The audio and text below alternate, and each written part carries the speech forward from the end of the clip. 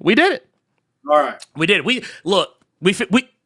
This is what this is all about. So now I get to put full respect on your name. No. we got the GOAT in the building. Ray Anthony Height, who's I'm gonna go ahead and put you on game in case y'all don't know. My man's is out here. Did the damn thing on Moon Girl and Devil Dinosaur. One of my favorite Star Wars books, Dr. Aphra, has laid down the gauntlet in the Milestone Universe Shadow Cabinet. Had what is arguably, I'm gonna say it. Nobody else wants to say it. I'm gonna say it.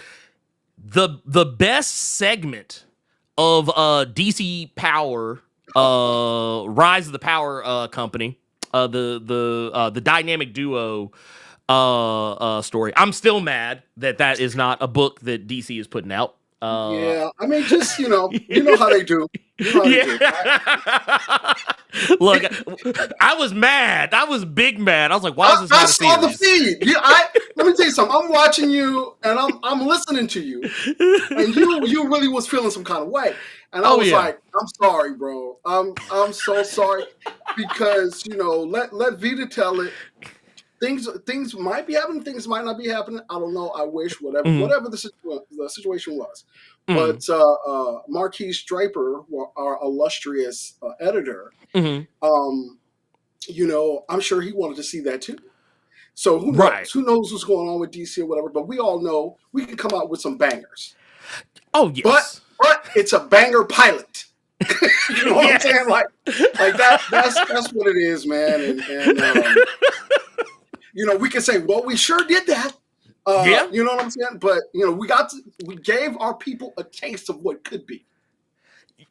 See, and that was kind of why I got so animated about it, because it was a story that like I never realized I wanted to see. I was like, because for as much as we had like all that stuff going on, we've had Black Batman, we've had a Black Robin, and then ultimately becoming the Signal. But I was like, man, we really have not seen like these characters like actually like share space, and like the way that it was depicted, I was like, dude, I was like, this was it. I was like, this is fiduciary malfeasance. This is fiduciary malfeasance. This is like someone at DC don't want to make no money. That's all I'm saying. That's all I'm saying. And we feel you. Chris, we feel you. We definitely do. I mean, I would have said this. And I'm gonna say it here right on this show. That would have been something I would have came back to mainstream comics for. See? Y'all could have had it, but see, y'all didn't. They didn't want to act right. Yeah.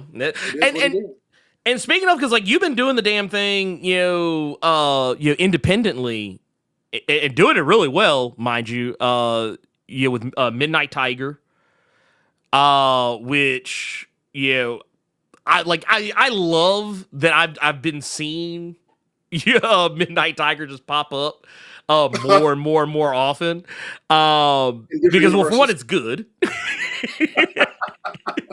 It's good. It's a really good story, and you've been steadily pumping out stuff for that.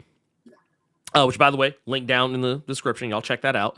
I'm just saying. Look, I can't endorse it any more than that. This is look. If y'all won't read something that's free, I don't know what to tell y'all. I can't help. It's free. It's good, and there's more coming out. What can I say? Yeah. But it is what it is. Well, but you've literally just been killing it across the game. Whether it's interiors, whether it's covers, whatever the case. And you got involved with this project, with Defiant.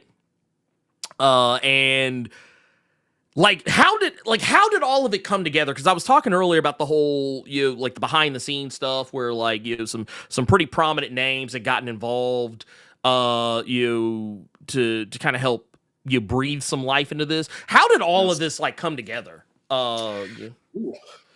Um, it's a lot going on behind the scenes to get to the book that you guys have in hand and that you can get right now.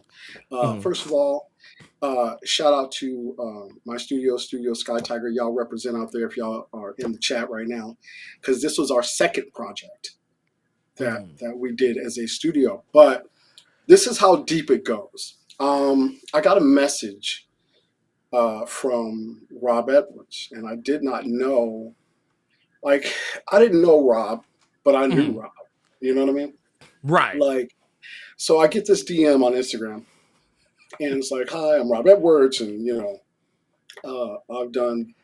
He didn't say what he did. He said, "I think he said I have this project, and Dennis Cowan recommended you, who is my Okay. mentor, right?" So I was Goat.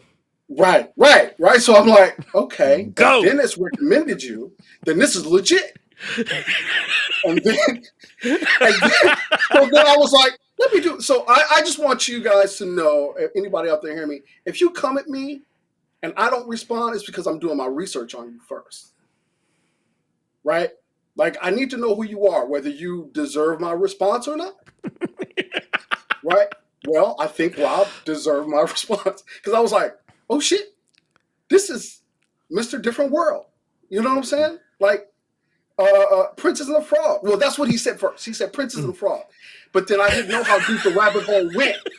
Because I was like, oh my God, this dude was like all in my childhood, right? Oh yeah, that this is black entertainment royalty we're talking about here, man. For real, for real. And then it made sense when he said Dennis, because he also was a part of the Fresh Prince of Bel-Air. And you guys know at the beach house, guess what they had inside the beach house? They had the milestone characters hanging up the covers. So Yup. I was like, now I see the connection. So, Rob was cool, and we talked. We hit it off really, really well. And he Mhm. told me about Robert Small. He said, "Do you know anything about Robert Small?" So I was like, "The name sounds really familiar." Then when he started talking, I remembered my first grade teacher mentioning Robert Smalls. This wasn't on a curriculum. And Ernie, let me tell you, when you went through the whole history and Mhm. about why we don't hear about this person, you was hidden. You was hidden, and you did not miss, because I'm pretty sure my teacher was from South Carolina and it wasn't part of the curriculum, but she mentioned Robert Smalls to us. That was the first and only time I'd ever heard of Robert Smalls, Wow, right? And bruh. and it stuck with me because it was like, well, this is technically the first black captain, naval captain. Right. And I was like, well, like, I was really into military stuff as a kid too, and my dad's a Vietnam vet and whatever. So it was like, oh wow, that's really, really cool. But I didn't hear much after that. I didn't hear anything after that. And then so Rob comes to me and he's like, "Yeah, I want to do this. We're doing this book, and we want to bring the story of Robert Smalls to graphic novels to reach more people." And I was like, "Bet, let's go." You know. Mhm. And then I found out my guy Nick Draper Ivy was a part of it and doing the Mhm. covers and some other stuff. So it's me, it's Nick, it's Rob Edwards. And then I said, "Oh, Bill Duke is a part of this. Oh, Marvin Jones third's part. This is like all-star team. Right. This is super bangers. You know what I'm saying? Like, what's happening here?" But I was, it was cool. So, Rob and I had, and the Legion M guys were great, and everything was cool. And but our first generation, I ended up doing a lot of pre-production stuff. So the idea I had, because of both me and Rob's background in animation, was to Mhm. do it more of an animated way in pre-production kind of way. And we were doing that. We were having meetings every week, and we were putting up work, and we were doing designs and ideas. And Nick got in there and was talking different stuff about color and all kind of stuff. It was really, really cool. They Mhm. ended up going with a different direction, which is a more graphic way. But I did tell them, I said, biographies or anything historic has a tendency to be so accurate they're boring. The Yeah. art is boring. Mhm. So I want to liven this up. Like I'm, you know, my work. I'm an action guy, right? So Go check the stats. Go check the man stats. Like I'm just saying. look, you know what? I have been told that what was it? One of the craziest things I've been told. It was you're the artist that we have work from that we didn't know we had. Because you've been around and you did that and you did that because I'd be in, I'd be out. I'd be in, I'd be out. But you know, like X-Men and Star Wars, and it was like, oh man, you did that. So I'm that dude. So it was like, this is what I want to bring. And it was intense, it was action, it was, you know, all that stuff. Definitely fun because I wanted it to also reach children. That was the other thing. I wanted to make it accessible, and Rob did too. You know, we were really going. You know, we wanted to show things it wasn't about slavery. It was about what comes after. Because Right. we've seen a lot about slavery, but here is not just a black hero. Here's an American hero. Mm-hmm. And without him, we wouldn't have, oh God, so many things. How? So check this out. This is what I thought. How can George Washington Carver, who didn't invent the peanut, but created a bunch of stuff from a peanut, we all talk about, but a dude who basically is the reason we have public schools isn't talked about? That's what I was saying. Like it's wild to me that you show this. You're showing us a story, and we're seeing the precursor for all the things we have today. Yes. Yeah, we're talking about a guy who was, you know, one of the first black politicians in American history. Yes. This guy quite literally did some shit that, like, I am shocked. Well, no, I'm not shocked. Let me stop bullshitting you. I'm not shocked because I know why they wouldn't show it to us. But we literally saw this guy do some stuff. Like, what was that movie that came out just this past year? I think was it Ungentlemanly Warfare or whatever. He literally pulled some ungentlemanly warfare type ish. Like, literally, this is some stuff that would literally be in like a wartime action movie. This man ran the blockade, like 4 checkpoints in Confederate control waters. Yep. And didn't fire didn't have the weaponry to fire a single we had shot. weaponry, right? But he had that. Yeah. But he played it cool. Oh yeah, for sure. To get through, and he did something that like you know, and I was kind of pointing at it earlier. This is a guy that you know when you hear people talk about, oh man, during slavery, man, they weren't even trying to fight back. They weren't even trying to get free. No, they want you to think that, but like there were people like Robert Smalls that and also the nods towards greater moments of rebellion that come up in this book. And I to kind of put some respect on what you were talking about making sure the history was compelling and accurate. Something I do want to point out, when I read this, I burned down the whole graphic novel like that. Like it's a good read. Yeah, that it didn't like. Man, you know what? Ooh, man, I don't want to get myself in trouble. But look, I'm gonna say this. Go ahead. I have been sent some books before where when I read them, I'm like, okay, oh man, how many pages? Ooh, man, I'm only 10 pages in on this. Ooh, how many more pages I got on this? Yep. Let me put this down. Ooh, man, let me sit that down. Ooh, that was. Oh man, this is not read well. But no, when I was reading this, it was like I was going through it and I was like, boom, boom, boom, hitting the history. And by the time I got to the end of it, I was like, damn. Y'all got any more Defiant? Because it was good. It was good. Yeah, it's a testament to what y'all did because making history interesting it's difficult. Yes. It is difficult. And people don't want to do it. I'm sure they come up with a bunch of artists that are like, nah, you know what? I don't see it. Got some of them, I got some of the superheroes. Yeah, can I do something? Right? Look, man, I just want to draw one cape. Can he have a cape, please? I just need one cape. Just one. Just one. You know what I'm saying? Give me some spandex. Give me something. Look, but I think that it says something that like by the time and this isn't a short. This isn't like a short, like I'm not talking about a graphic novel's only like this is only like 50 60 something. No. This is like a smooth like 120 something. Yep. 120 something pages. And it reads like it is smooth. It's such an easy read, and everything in it, even when you jump out of the history and kind of flash forward a little bit, because the story is kind of framed around Robert telling the story. Right. Yeah, he was born, came up through slavery, how he got to where he is today, and clearly you see he's doing pretty well for himself and his family, but like you're looking back on the story, and we kind of jump back and forth between like, oh, well, he's talking to his grandson about what happened, and then you go back into hey, Grandpa, can we go back to the story? Like, oh, how'd you get through this? That's how it's all kind of it's kind of the wraparound for it.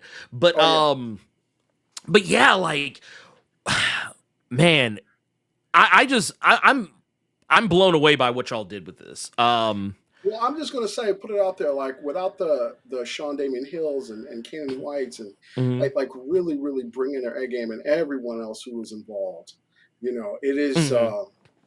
It's kind of a masterpiece, you know what I mean? Like it's no lies detected. Let's take all that stuff aside. Like, if we're doing it right, it could win an Eisner. I don't see why it should. Doing it right. So I don't know, but it's good. It does its job, right? For sure, it does its job. And going back to Captain Smalls, it's like he did that without firing a single shot. But let's not be cool with this. Like he said, if we get caught, we burning this mug down. Oh yeah, no, off top, right? It's going down, and we going with it. And his people was like, yes, sir. Yeah, look, Captain. My captain. It was. They did everything but stand up on the desk. It's like, hey, he said look, motherfuckers got torches ready to light some. It's like, man, look, are we gonna get through this? We gonna get through this? Because I got it right here. All I gotta do is just and it's it. Exactly. But no, man, blow that fire out, man. Well, man, okay, so there's one thing that's been kind of living rent free in my head about the story, because I can't tell you how many times I've been joking lately about the people Harriet would have left behind. Stop telling that truth. Look, it is embarrassing how many times I've actually had to say, yeah, you one of the ones that Harriet would have left behind. I've had to tell a lot of folks that. The last like year or so, and I'm just like, man, I was like, dude, man. What about the ones you don't say nothing to? Yeah. See, look, there's a there's man, some of those people. There's some people you just can't help. You just have to recognize you can't help. Like you can't save them. Like you can't get them to freedom. You can't. Even to quote someone that the Robert meets in the story is like, man, you a slave and don't even know it. Yes. The red quote from the book. Yes. You was it. But there are characters, at the very least, at least one character specifically that like when I was reading it, I was like, he one of them. Mm-hmm. He one of them. I was like, he Some people don't get it. Nah. They don't get it. Let me tell you something. They can see it. It could be in their face. They could be a part of it, but they still won't get it. You know what I'm saying? Oh yeah. Well, it was even like down to the way that it was even down to the way like he would just look sometimes. I was like, ooh, he one of them squirrely Negroes. Ooh. I was like the whole time I was like, man, Robert, don't trust his ass. Don't you do it. He gon' snitch. Yeah. He gon' snitch. And I know you want to help. I know you want to help.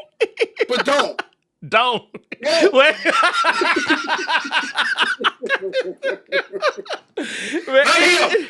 Not this guy. No. Not this guy. This guy is gonna get us all killed. Well, and something that I think is very important about Robert is that not only was he captain, not only was he a politician, not only was he a guy who basically gave us some like systems that we still use to this very day. Yes. But I loved how he is depicted as being so ahead of his time. Like the idea of how he looked at the world, how like being born within a system of chattel slavery. Yes. And he was able to kind of it was almost kind of like he could see through the matrix. Like he could see. He didn't even think of himself as a slave. No, he didn't. No. He's like, nah. This shit. You saying that word? You saying that word? But that ain't me. Yeah. Right. He's like, man, I don't know what y'all are, but I mean, I know I ain't. Right. He's like, I ain't. And I'm gonna show you what y'all. I'm gonna take you with me. Mm-hmm. Right. I'm gonna show you what we really are. Mm-hmm. But y'all gotta get that word out. Like, that's the word they saying. If somebody called you a horse, are you a horse? Mm-hmm. You know what I'm saying? Like, well, and even just the dangers, the very real dangers of what Black people faced back then. Talking about you kind of the sundown, those sundown laws, and like being caught walking around after dark, and also you're being caught you being able to read, as well as the real, the very real threat of losing your children, to whoever your slave master was. And like it just the whole like, man, it really kind of opened my eyes just to just how many systems from back then still exist that still kind of prey upon us. We're trying to do it again, but it's a very different way. Right now, they're trying to do Oh it yeah, like everything you just said just tracks. Mm-hmm. Yeah, it tracks right now. They're trying. It's devastating because once again that this history is not taught, and that the saying is as old as it is true. If you don't know your history, you're going to be doomed to repeat it, and we are repeating a lot of shit. So if they keep us like they're burning books and they're trying to take away our history, and I'm talking about this history, and again, you was hitting it out of the park. That is the reason why we need to continue with books like this, with talking about it, with podcasts like this, with all the things to keep our history going, because that's what we used to do before it was documented. We used to tell each other stories. And let me tell you something. That's what we're in this business for, is to tell each other stories. However, we need to do that, and to keep, our pride and our honor and our hope up, because once that dies, they won. Mm-hmm. They won. And so, we can look at Captain Smalls like, he did that. He did that. You know what I'm saying? Like and that's really the thing. Like, you stand up. There is nobody to wait for. Sometimes that person is you. Sometimes you're the person that has to stand up. And luckily, it was a beautiful thing, because Captain Smalls lived. He didn't die trying to do a thing. He lived to be an old man. So, and I think that is something too that I think probably it'll upset the right people. Because just to kind of give you a glimpse into that, y'all in the chat, give y'all a glimpse of some of that history, is that man was not popular after what he did. I mean, as you would imagine, he was not a popular person. To be to be someone who was considered less than and going out into the world doing what he did, literally taking Confederate property, and not just taking Confederate property, taking human property, their property. Because remember, slaves are treated, they're seen as property, they're not seen as people. So we're talking. I wouldn't. I mean, because honestly, I don't think there should be a dollar value on humanity, but I would probably say it's safe to say thousands of dollars, if not maybe even hundreds of thousands of dollars in black merchandise by way of actual human beings being taken away on Confederate property and then given to the Union. Yep. Yep. Like that is honestly, that even just one of those things was enough to get him swung from a tree. Oh yeah. Even just not even just doing it, the thought of doing it was enough to probably have him swinging from a tree. And it kind of brings up a very the very thing that I find we've been seeing a lot of lately. We've been talking about like banned books. How people have been oh no, we got to ban these books. We don't want anybody to know about it. We don't want people to find out about these books. How, like, I don't know whether this has happened yet with Defiant, but like, has there been any conversation or any action in that regard with Defiant? Like, has it been like banned or anything like that, like in like libraries or anything like that? I haven't heard anything as of yet. And I think the idea of that is very, very possible, especially when word gets around about what's in it. Right. Like, and I think it's kind of that cover where, you're hiding messages in songs. You know what I mean? So we're hiding it. We're hiding this message in a comic. Right. But you do know that there's a film coming, right? Right. So that's what. Yeah. Yeah. And then we're going to talk about it, because if the film is popular, and this just goes to show in our medium where I'm going to take Invincible for example. Invincible was already a great book, but once it became a TV show, it just boom. It was same thing with The Walking Dead. So here's the thing: if this book is already great, and it had sold out at Amazon already, and I think they're just doing a second printing or something else. Once it becomes a film, and then that becomes popular, they're gonna go back and try to do something with that book. Oh, yes, yes. But that's what I find so entertaining about stuff like that, because it just goes to show that these people don't pay attention. Because they don't read. So that's also why it's easy to hide in plain sight like this, because they're not going to read it anyway. So I mean, really read words actually? No. So yeah, you can kind of put that message there. No one's going to see it. At least the wrong eyes, aren't going to see it.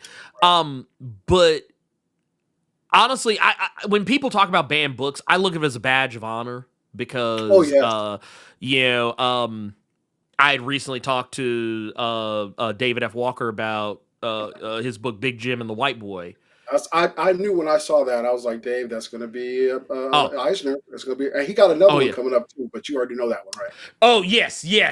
Look, that man don't sit still. No, He doesn't sit still. He's just cranking. He's just cranking about. Yeah.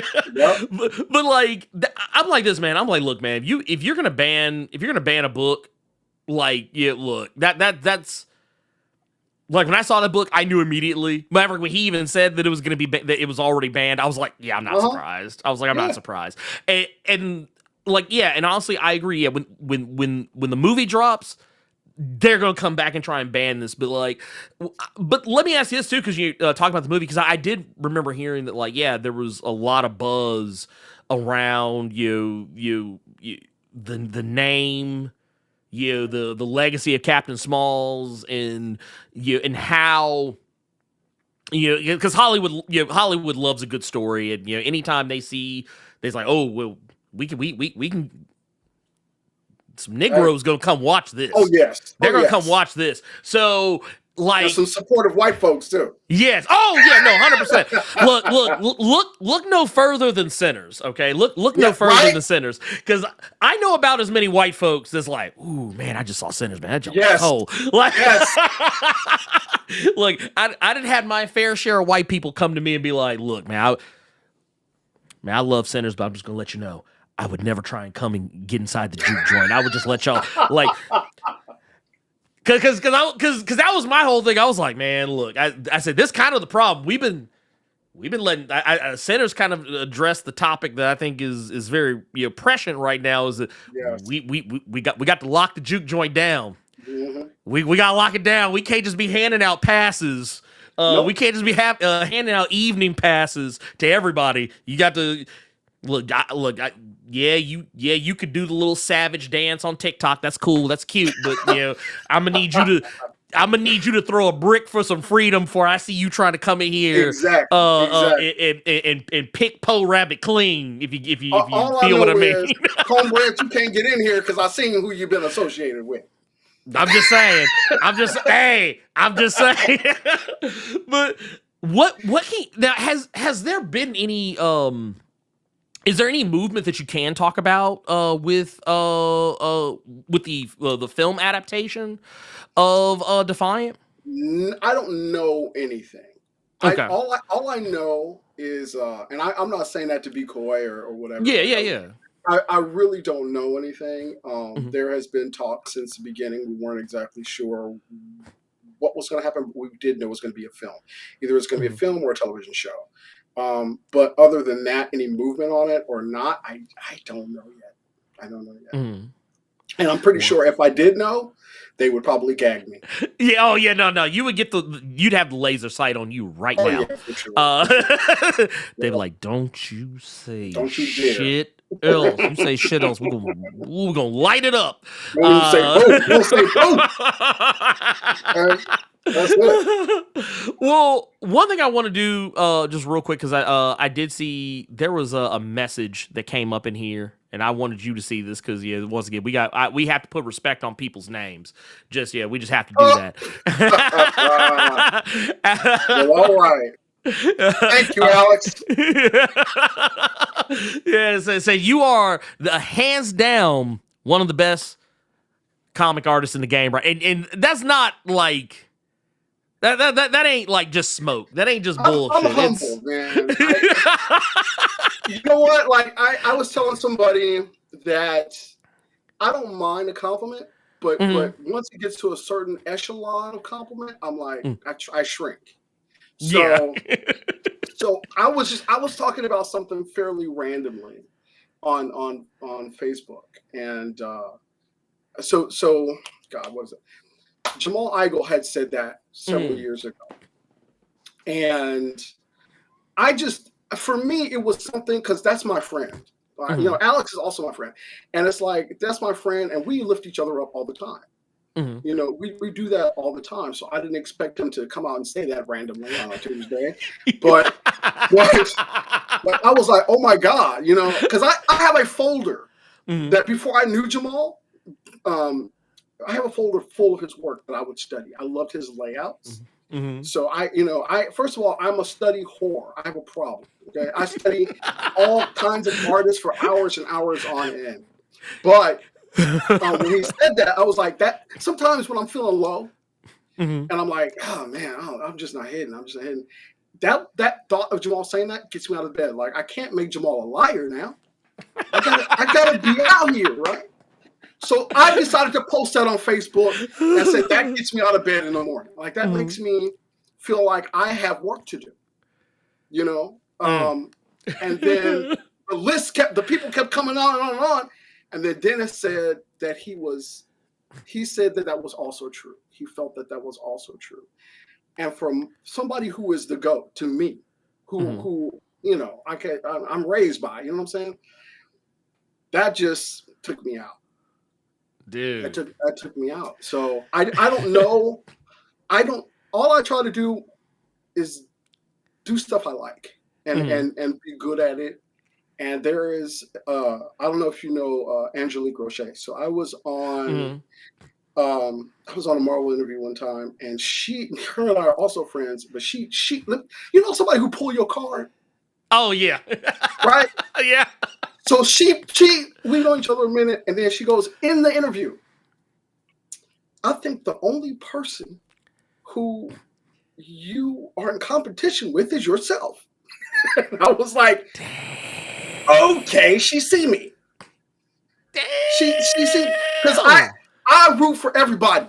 I root for everybody. Anybody do something cool, land a great book, I'm like, let's go. Me, however, I'm like, man, that sucks.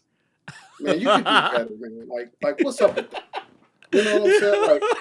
Like, I'm very, very hard on myself.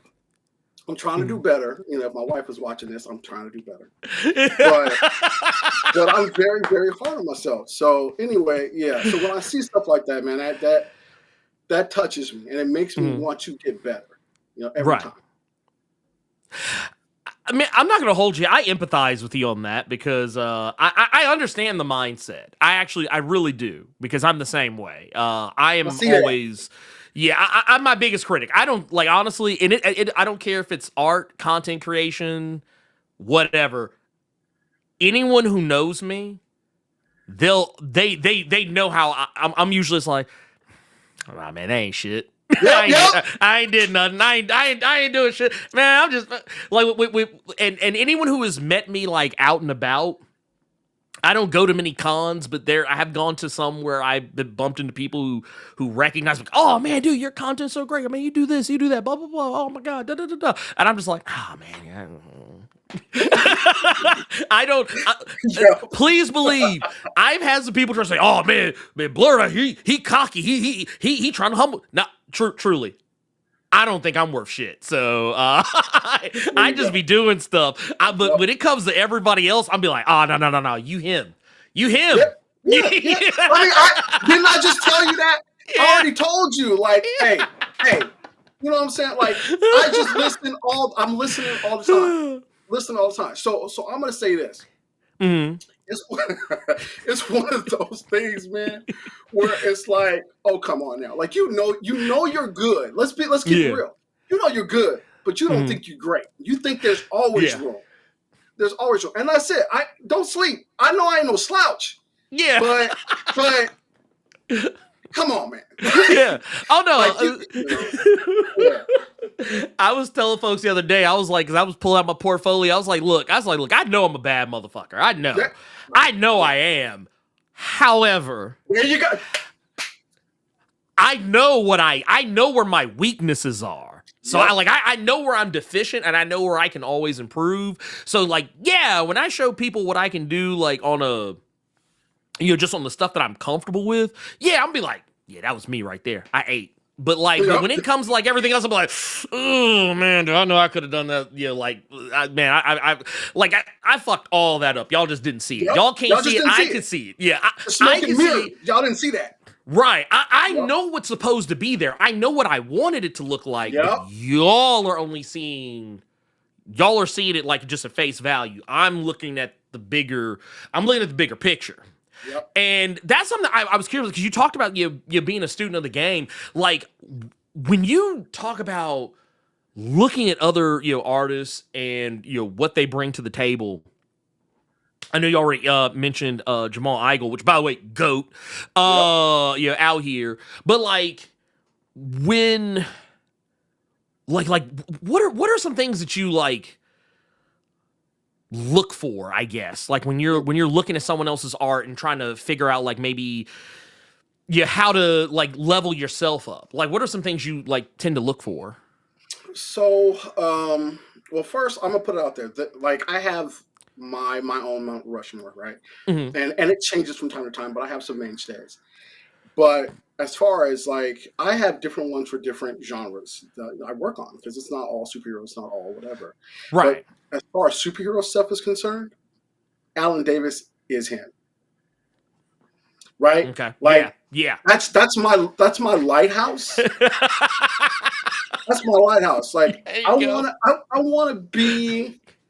I'm like I didn't do it like Alan would do it. You know what I'm saying? Like I'm trying to figure out. And so I don't even okay. So check this out. I don't do. I look at pencils and I look at layouts. I do not care. It's not that I don't care for rendered pieces. I love rendered pieces, Mm-hmm. but there ain't nothing. The work is in the layouts and the pencils. It's always that's the work, right? And Right anybody there. out there, aspiring artists out there, look at layouts. Mm-hmm. Figure out how they're thinking about it, Right. right? It's the thought process. It's not that what you see that's on the page. Mhm. That's just candy. Yeah. You know what I'm saying? Like that's Mm-hmm. candy. It's how they think about it. So, like when I think about drama, I think of Naoki Urasawa. Mm-hmm. He is one of the greatest storytellers of our time. So when I'm trying to do a dramatic piece or, something that's very character driven, Naoki Urasawa. And then when I'm thinking of like more kid friendly stuff or whatever, Mm-hmm. but still grounded. Um, Natasha Bustos is kind of brilliant. Not kind of brilliant. Yes. Natasha is brilliant. Oh no. So you, She be you see what killing I'm saying, it. She right? be killing it. Man. So imagine me getting on Moon Girl and Devil Dinosaur. It was a masterclass I because bet. my style, I changed my style to look closer to her. That's what I do. So if I'm on a Mhm. book, everybody's had that book where you're used to a certain artist on a book, and then somebody Mhm. comes in and it's totally different, Yeah. and it's just jarring, right? I Mm. learned from that. I was like, I'm never going to be that. I'm gonna get as close to. So that's how I got hired a lot, dude. Yeah. Um, I get as close as I can to the main artist style. Sometimes it's closer to mine than Mhm. regular, sometimes not. But that one was a little farther of a departure. I could do cartoony, but not like that. Mm. And so when I got there, I was like, I must have studied that stuff for a minute. Mhm. And I was like, okay, it's like what Alex Toth said. It's what you leave out. That's the hard part. And Mhm. Nat has got that. So like a Chris Somney, it's the same thing, right? Say I think they're both in the same realm as far as I'm concerned. Mhm. So Oh yeah. yeah, right. So I'm like, okay, so Nat is one of those people. And then who else is up there for me? Man, so many people. I mean, there's some new cats, that's out Mm. there. I just love looking at their work. Like again, Sean Damian Hill is one of Oh. those. And I've known Sean now for a few years, and ever since we talk back and forth, and I'm super encouraging because I'm like, you're gonna be one of the greatest. You just keep going. I Mhm. worry about these guys' work ethic because I don't want them to work till they drop. I want them to work for a long time. So I got big dad energy. So I'm like, don't do that. You know what I'm saying? Don't do that. But yeah. So anyway, it's folks like that. I can name them Torrin Clark. His covers continue to be bangers. Man. And he's one of those people who I don't get me wrong. I love a cool cover, like just cool images. But Torrin tells stories. Mhm. You know what I'm saying? Like he tells a story on that cover, and it is just juicy. You know what I'm saying? It's just good. So he's one of my folks and all that. But not to mention I got my own studio. I got my own studio, and Yeah. these cats are killing it. TJ and Marquise. and Nex and Elisa and all these. I love you guys. I have big plans for you, and I promise not to beat you down. You know what I'm saying? So that's real. Like that's real. I want the best, and I'm like that's where I'm at. So anyway, man, like it's all of the work. It really is. Yeah. It's the work. I care about the work. I care about storytelling. That's it. That's all I care about. When I polish, I figure out what it is I want it to look like, and then I go for that. So if you check out, you could probably pull up pages of what is it, Moon Girl and Devil Dinosaur, issue 42. It was rounding out, and I was like, "Hey guys," I was talking to my editors, Chris Robinson and Mark Panici at the time, and I was like, "Can I do my normal style?" And it was like, "Well, we're going out, so yeah." And they would have me go. So if you look it up, you'll see. If you compare the non-smoking issue with that number 42, I forgot what the non-smoking issue was, but if you compare, because it was Moon Girl and Spider-Man's first meeting, so that's the kind of stuff they would have me on too. Anytime there was like a big Marvel guy, it was like, Ray, come on, we're gonna have you do that issue. Because I did Ben Grimm and Cho Hulk. I did that one. Yeah. Something else. Like I think I did 5 or 6 issues of Moon Girl and Devil Dinosaur. Because you did a few. You did your fair share. I was you kind of bounced around a little bit, but you were in there. Yeah, like you were in there. I was in there, and I wish I had that with. I would say with Superb. Superb was a book I started. Yeah, I was about to say you did that one for that was with Lion Forge. Yes, sir. Which is also another. I have links to that down below. Y'all need to go take a look at that. Please do. Me, Joe Pillage, Dr. Sheena Howard, and David F. Walker. That was our book, and we killed it on that book. Like, I mean, we did. It was. I would say that's one of my proudest. Because I got to do covers and interiors like the old school guys, back in the day. And Marvel never gave me that opportunity. Joe Illich came to me and was like, you could do covers and you could do interiors and you could launch the book. I was like, a trifecta? I'm there. What? I'm done. Marvel's never gave me an opportunity. I love the people that I worked with at Marvel, but the institution it's another animal. So, it's one of those things. And I would say my favorite... I love Moon Girl and Devil Dinosaur, but working on Star Wars Dr. Aphra was probably my favorite. Oh, man. See, hold on. Hold on. You're old lady in church. Like, oh man, look, let me get my oh my God. Look, let me tell y'all something. Man, look, y'all gonna make me pull this shit out. Oh, you gonna go pull it out? Yeah, y'all gonna make me. Oh, man. Hold on. Oh, can I get this? Oh, man. Oh, man, you got the big book. Oh, man. Yeah, y'all, look, let me be clear with y'all. Your boy messes your boy messes with Dr. Aphra heavy, so I love that. Yeah, that's a look. Dr. Aphra is high key, probably one of the best. No, fuck that. It is. It's the best Star Wars comic out there that you can read. You can just look. I'm just look, and it's not. Look. Dr. Aphra and Darth Vader. That's it. The only two I'll ever have in the conversation. But like for me personally, it's gonna be Dr. Aphra like 99.9999999% of the time.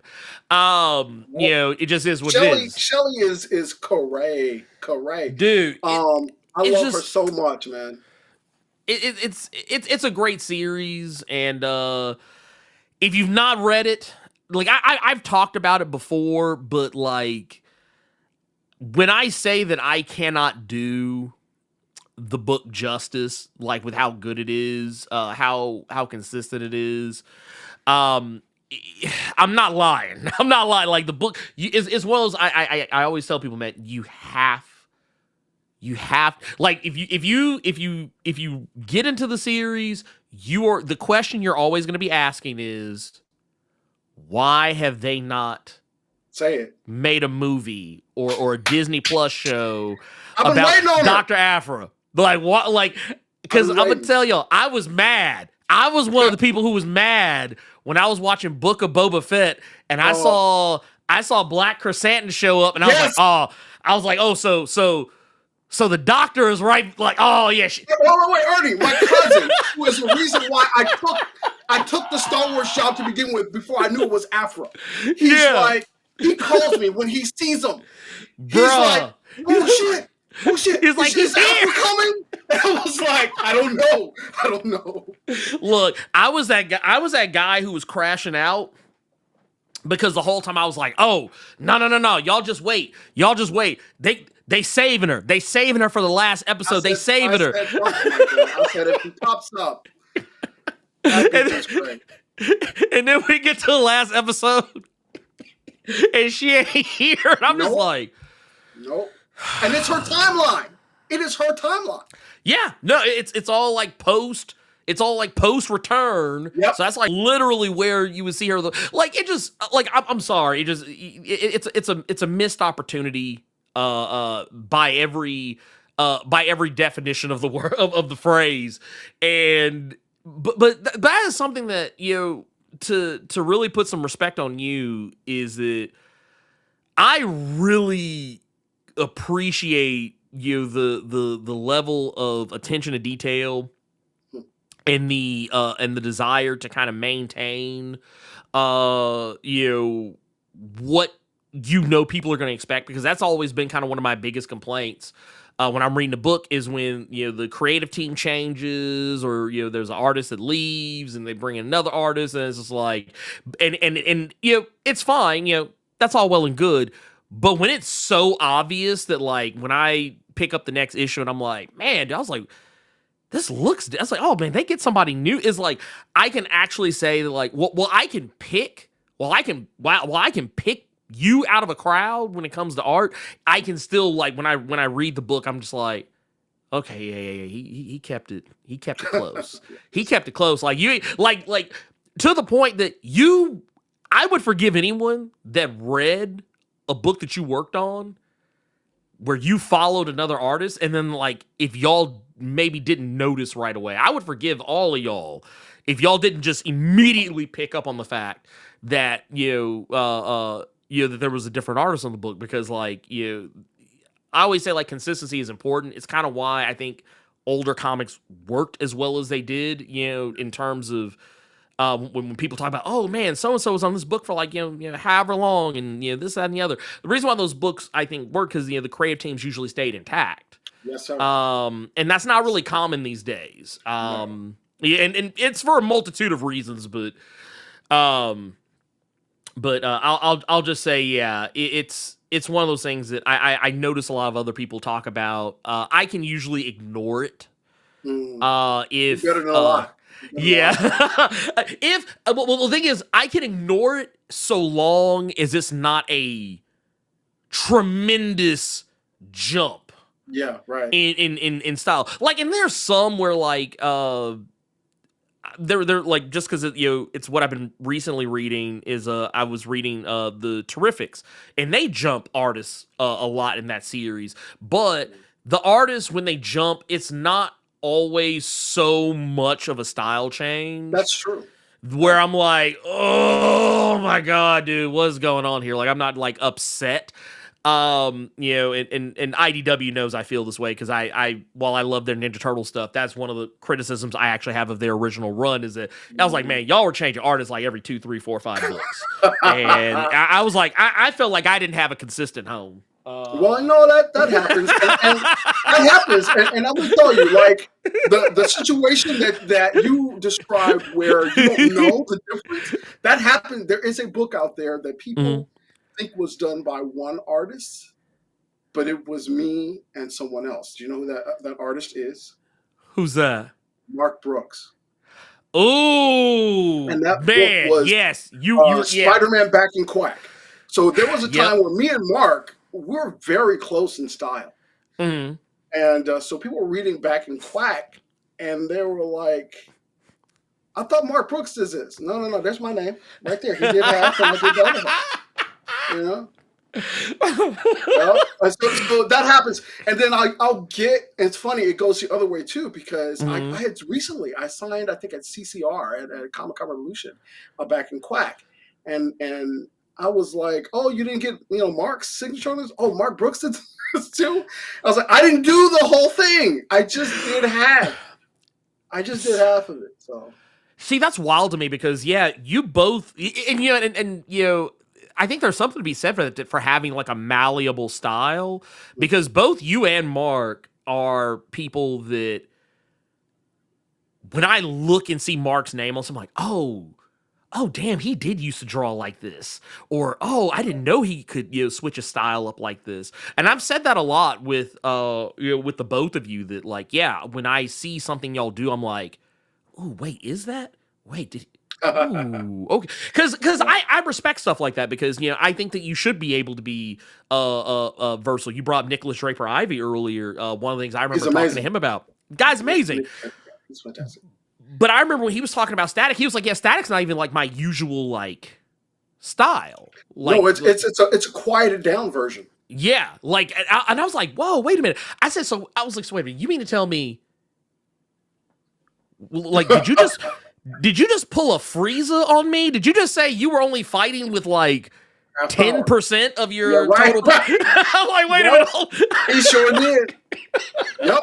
But I love him for it because and I think that I like when because usually most artists you can usually pick them out of a crowd because they usually have like a signature style that like okay I know you ain't gonna sneak Acuna past me. You ain't gonna sneak Stealth Freeze past me. You're not gonna sneak like Dennis Cowan. I love Dennis Cowan to death, but that motherfucker better not ever commit a crime that involves his art because I would have to lie to the police. I'd have to lie to the police and be like, oh, man, that's Dennis. That's Dennis. That's him. You're going to have to pull Dennis aside and say, how you do that? Man, I know your line work. I know how you hatch. Oh, God. I've been studying you since I was 9.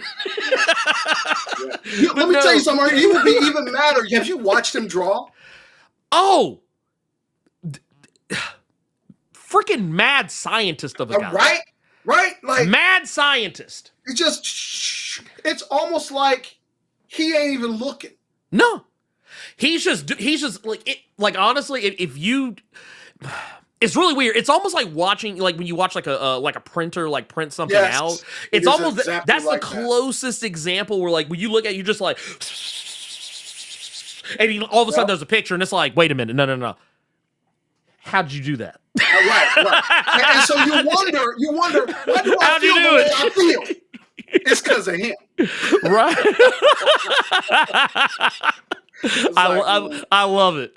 Absolutely freaking love it. It just, but no. But I will say, you have something there though. When somebody has a style that works for you, like a Joe Mad style when you see it. Right? Yes. Oh, right. Like boom. It worked. But and I think that's great. Certain people's styles will last in their entire career. Mm-hmm.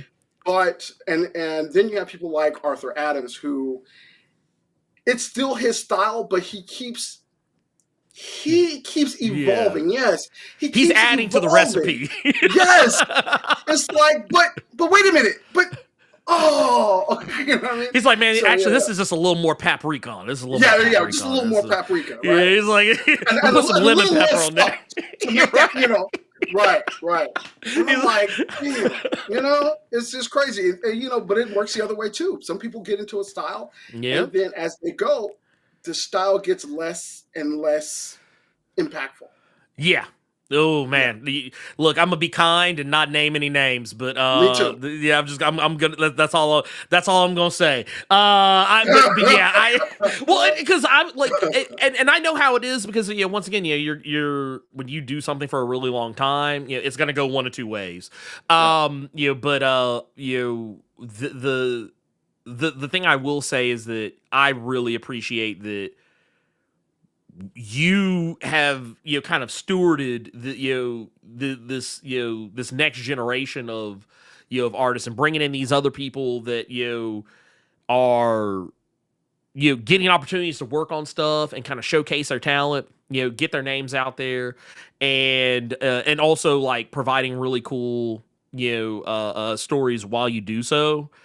Right. I think I like I said that I don't wear hats because I have a big fat head, so they don't fit. But if I had one, I would take it off. I would tip it because that is something that I think is really important. I'm a guy from Compton, man. And truth be told, I'm not supposed to be here. I grew up, I came of age in the 80s and 90s. So, Mhm. and it was, if you heard the history, you know the history. I Yeah. was in the middle of the riots. I, was definitely in the world of the gangs and the drugs and all that kind of Mhm. stuff. I was in that world. And I've said this on many podcasts, and then I heard it again from Joseph Woods, who owns the Comics Den. He Mhm. said that comics saved his life, and when I heard him Mhm. say it, I knew we were friends forever because I have said that exact phrase for forever. And the thing is, I didn't see people like me. It wasn't until I saw Black Enterprise magazine that had the Milestone guys Yeah. on it that I really knew. Like I saw Billy Graham's name. It didn't. He's not black or white. He's just Billy Graham. You know what I'm saying? Yeah. Same thing with Chuck Patton. Yeah. Chuck is another go. And I Mhm. didn't know these people were Paris Cullen. I could go on and on. Trevor Von Eden. Like I Mhm. told you, I'm a student. So the thing is that I didn't know that until I saw those guys, and Mhm. I'm like, comics is freedom. I don't care what anybody else says. Anybody can be a part of this community, and you know,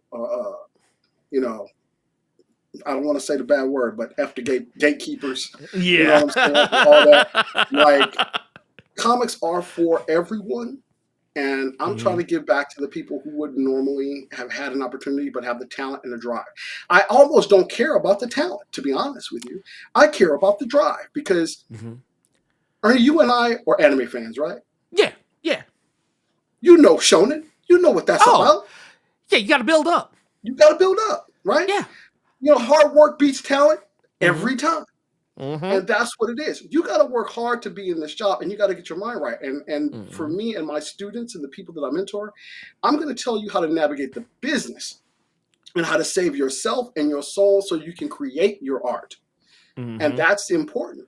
You know what I'm saying? So that's what's up. That's what I try to do. But yeah, I'm just a kid from Compton trying to do comics, man. That's really it. Hey, look, I mad.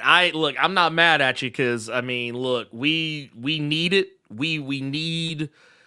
I remember being a kid in the '90s. I remember my mother showing me the newspaper where where I got to see Icon and Hmm. and Rocket and Static Hardware like for the first time, and that changed my life. Like that literally changed my life. So the fact that people the people are out here kind of carrying that torch and taking it to the next level, Yes. getting us to that next echelon of of black curators. Because I always tell people all the time, don't obsess over trying to make the thing, just make the thing. Yes, You, sir. Oh, you're gonna get there. It yes. it it Yes. may not be good when you start, but if you do it right, it's going Yes. to only improve. As it's advice I had to give myself. Yeah. Same. I still have to get like I literally I actually no one can see it, but I actually keep there's a picture that I got. It's the original thumbnail for I believe I forget which cover of Black Panther it was, but it's a cover that um John Romita did, and it's basically a way for me to always remind myself that this little stick figure in this very crude, not particularly like, not to say that not saying he can't draw, but just saying like it was a thumbnail, so it's not very detailed, but Right. just that a full on comic cover came from this. That's right. So and it's just like, oh, and it's scratchy, it's sketchy. The line work is everywhere, but like this is what led to that. Yep. This other thing over here. So like, yeah, that's why I always tell people, it's don't worry about what you can and can't do. You'll get there eventually. Yeah, And preach that. This is church, man. yeah, Like, that's it. yeah, You hit it.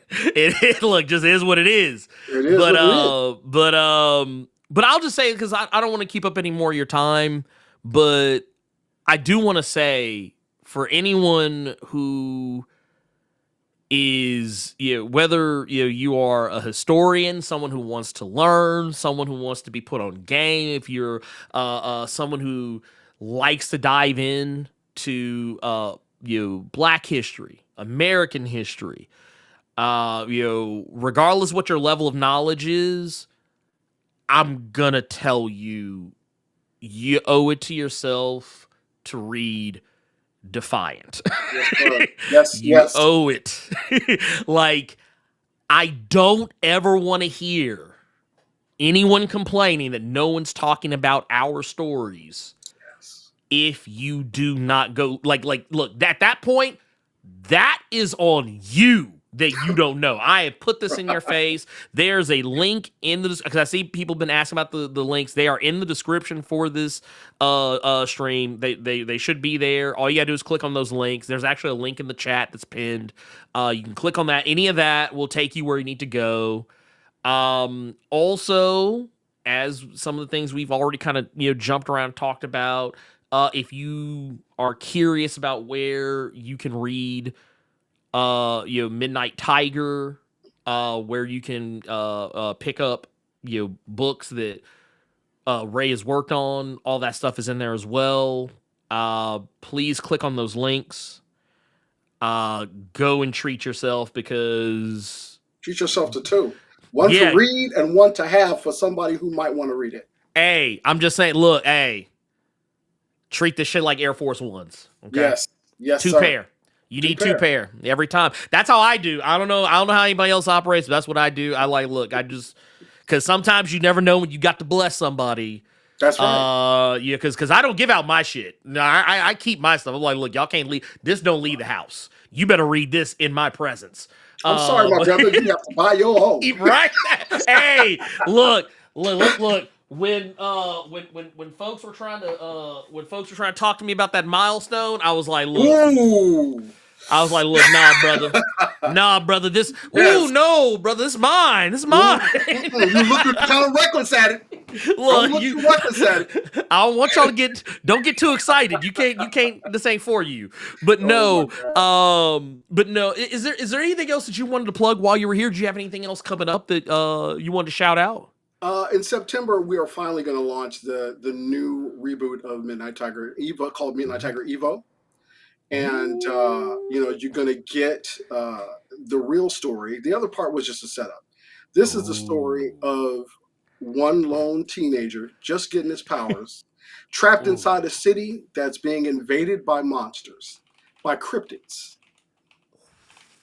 And they're going to try to, have an all-out war, break free, because in his world, magic is weak, but they're bringing magic to his world, making them some of the most powerful people in the planet. I like that. But yeah, that's Evo, that's coming out in September on Kickstarter, and then we are actually finishing up, which my other style, my very cartoony style, called WTF Mama, which I posted some images of. It's very cartoony, very chibi, kind of thing. But it is adult fare. It is created by my wife Shayla Height, and it's hilarious and it's raunchy. If you like irreverent comedies like Family Guy and Big Mouth and stuff like that, but from a Black female point of view, 85-year-old grandma, and is fighting like hell for her independence and talks a lot of shit, but it's funny and cute. So yes, so I'm doing that. Also, like, Studio Sky Tiger's got a lot of stuff in the cooker. We're actually eventually going to get to something called A Rise to Ruin, which is a play on the original Buck Rogers. and this one has mecha. Okay. Oh, okay. See, look, y'all. Okay, all right. I see. I see. All right. No. I see you. Okay. All right. I'm just doing my job. You know? Hey, look. All right. No. I'm here for it. Because see, you just all you did. You just saying things that I like. So that's. I hope so. you just saying stuff that I like. I'm just like. Okay, all right, yeah, because little insight on me. I used to mess with Buck Rogers heavy back in the day. So me too. Look, and when it became what is it? Only the first story with only like a handful of characters. So Buck, Wilma, the Doc, like only those few characters, are available right now. Right, you can't, and it's not, guys. If you're out there listening, no, there will be no Tweaky, there will be no Hawk, okay, because they're not in public domain. So right. Just throw that clean out your mind. But it will be something cooler, right? Yeah. It will be like Thundar meets Evangelion. Ooh. So that's what we're going for. Ooh. Okay. All right. I'm in. Y'all don't worry about it. Just look, y'all need. See, I'm gonna tell you what y'all need to do. Y'all need to go follow. Ray, because this y'all might know some more about what's going on here. Because for sure, that's designs and stuff on the Studio Sky Tiger website, all that stuff, man. So we're giving it to you in little bits and pieces, but that's coming. Well, I mean, I appreciate it because like I said, it's quality. It's always consistently quality first, and that is what I think is always important. That I know if I check it out, I know that I'm going to be seeing something. I know I'm going to be seeing something that is going to be heat. So I'm going to just say, y'all, please go check out this stuff, because I cannot tell y'all how many times I'd be looking in the chat, I'd be going back and look at the comments, and folks were like, man, I really wish we'd get some more of this. I really wish we'd get some more of that. Look, that's right there. Yep. Just right there. And if you get, look, I know this sounds crazy. It's revolutionary, but if you want to get the thing, you got to go buy the thing. You gonna have to come up off some bread. So look, I gotta do it. Y'all gotta do it. Look, I'm not special. Yep. I gotta come up off some bread too. We gonna come up off some bread together, and we gonna make some stuff happen. Because with the matter of fact, because you said the Kickstarter for Midnight Tiger Evo is gonna be in September. Yes, sir. So look, I'm just gonna say this now. Y'all get your coins ready. Because I'm gonna try and see if I can get Ray back so we can come back and talk about. I was gonna ask you, man. I was like, can I come back? Can I come back? Hey, look, man, look, you can get up in the juke joint. You come on up in. Hey, you know what I'm saying? You can check me. Look, we know he ain't got bit by no vampire. We know he good. He good. They ain't gonna get me. My blood tastes like garlic. So there you go. Look, hey, I be like, look, man, y'all don't want none of this, man. Y'all don't want none of this, man. Ain't nothing but bad intentions in this. That all bad. Oh, JG, thank you for the membership, man. Look. We are gonna catch y'all again, and like I said, we'll have. Like I said, just go ahead and mark your calendars. We will have Ray back for Midnight Tiger Evo. It just go ahead and assume that it's gonna happen, and yeah, I guess go pick up Defiant. Go get 2 copies. I'm gonna do one better. Get a whole bunch of them. Just buy them all up. Just buy them all up. Look, and you know what, man? Just. Like maybe hide one, ever so often in like a place where somebody might trip over and be like, "Ooh, what's this?" That's what you do. That's how you get them. That's what I would do. That's off at your school, even if you don't go to that school. Follow school, got one off at. Look, go into the library and just slide one in. Look, just jack the whole Dewey Decimal System up. Just jack the whole thing up and just slide one just in there and be like, all right, cool, all right, we good. All right, and then just get out. Just don't get caught. They do it all the time. They That's like, true. We're just gonna add this to the, they do it all the time. Yep. I'm just saying, look, and you know what? And to throw y'all one even better, not only will I say do that, but also keep your eyes peeled, because I promise you, if nothing else, I think that maybe we need to talk. I want y'all to talk about Defiant the same way we're talking about Sinners, the way we're talking about Ironheart, because I want to see Defiant.